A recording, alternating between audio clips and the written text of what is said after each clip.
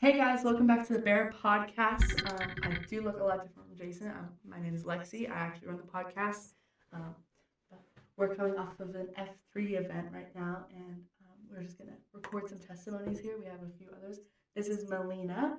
Um, I was her cabin counselor this week. Yeah, we just wanted to share her testimony, and yeah, you don't have to look at the camera the whole time. You can kind of just flow. Okay. You're good. Yeah, so Melina, what's your kind of like backstory? How long have you been saved? All the, you know. I accepted Christ when I was about 7 years old, Okay. but after that, I kind of like uh, started living like it when I was probably only a couple months ago, and then I was struggling with some stuff like some anxiety and doubts, especially. But coming to this camp, I felt really at peace, especially the first worship night. I mean, the day was a little rough, but at night it was really nice, and the rest of the time I just felt really calm. And it was really fun. Really, I loved the worship time. It was really hyped up. Yeah, that's amazing. Yeah, I remember the first night you had walked out to get air, I believe. Maybe it was the morning, I think it was the night.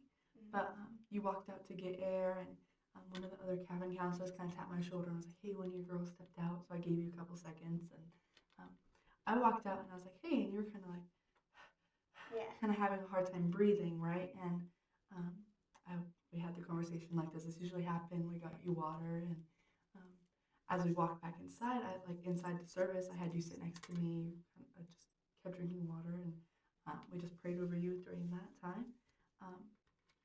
But what's the word I'm looking for?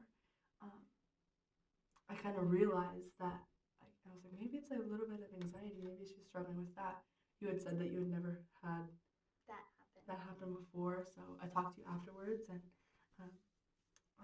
after every service, we had cabin time where us camp counselors get to talk to our campers, and we just talk about the night, ask any questions. We did high-low buffalo for a couple of them, but yeah, we just talked through everything. And Melina, sorry, oh my goodness, I can't. There's a lot of names here, guys. You said that you wanted to be set free from anxiety towards the end. Yeah, there's a lot of that. Like, okay, so part of my testimony is the Lord set me free from anxiety at F3, like 3 or 4 years ago, right? So it was really just extra special to see Melina like walking through part. It was kind of like the Lord was like, hey, I can do this in other people's lives, and I was like, oh my gosh, I'm so excited.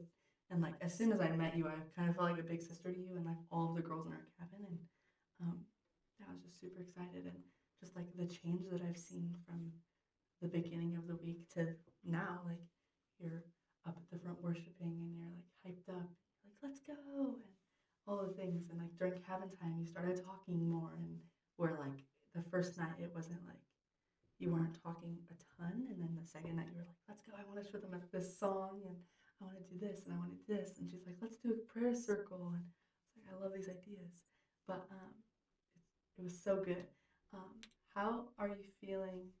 Well, actually, I want to ask you about last night's service, about how Jason called you out. Do you want to tell a little bit about that? Yeah, it was really cool. I was sitting there, and Jason, the director, was making a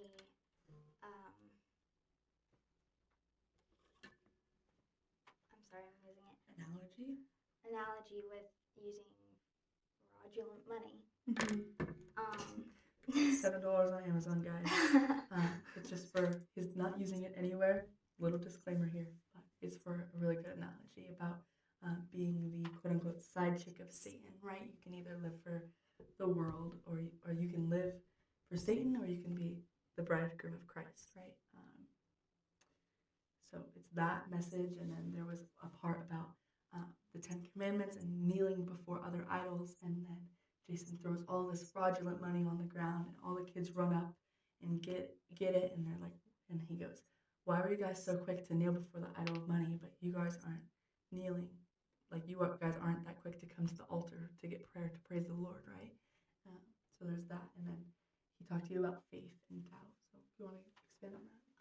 Yeah, and he held up his hand and is like, how many of you think that I have money in my hand? And I was the only one that was like, maybe. And so he called me up in front of everybody. But it was really cool because he made the analogy, and then at the end he's like, I can see that you've been struggling with like this doubt and stuff, so I wanted to give you this just as a reminder. Yeah. And I was like, wow.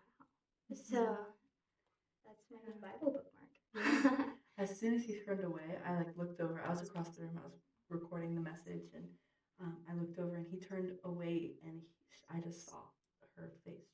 She started like crying, and it was a very beautiful moment. You could tell that the Lord was touching her heart, and so it was just so cool. Like Malena is so cool, and like there's just been such a big change in you since like before you came, and well, since you came, since I first met you, you were kind of shy, kind of like soft spoken, and now you're like confident. You got on the podcast. Like it takes a while to get up here, guys. This is my first time interviewing, so I'm even nervous a little bit.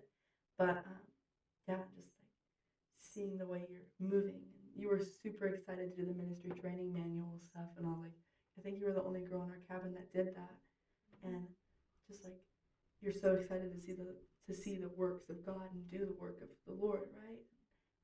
I just love that, and I can't wait to see what the Lord does with you, because He's going to do big things, especially with the amount of faith that you have. Like I've seen the analogy that He does, and I was like, no, He doesn't have money in His hand, and I was like, no, like, but you were the only one in the whole room that was like, yeah, He probably does, and it was 50-50. He's never had that happen before, so just like take that and run with it, like your faith, like there's no need to doubt anymore. Like the Lord's been very faithful in that. And I think you have a really powerful testimony, and you're still walking through some stuff. And I think the Lord's going to use you very mightily, and it's going to be so cool. And like you're going to see the Lord move in your home, and you're going to see the Lord move in your friendships. And I don't remember, are you homeschooled or do you go to public school? Public school. Okay. I think that the Lord's going to use you mightily in your school. You're in 6th or 7th grade? 8th. Oh my goodness. Sorry, 8th grade. Sorry, a lot of the other girls in our cabin were kind of younger. But yeah, I think the Lord's going to use you mightily. And if you just take what the Lord's given you and you run with it, and like into high school, you can be such a powerhouse and just like set your school on fire for the Lord, right? Oh, yeah. Well, okay, guys. Thank you. Yeah. Do you want to end us in a prayer? Sure. Lord, I pray that you protect us here. Help lead others to you as well. Help us keep the faith even when we're doubting. Thank you for this time I've gotten to spend here and for the peace that's come upon me. In Jesus' name I pray. Amen. Amen. Well, thank you guys for watching. Thank you.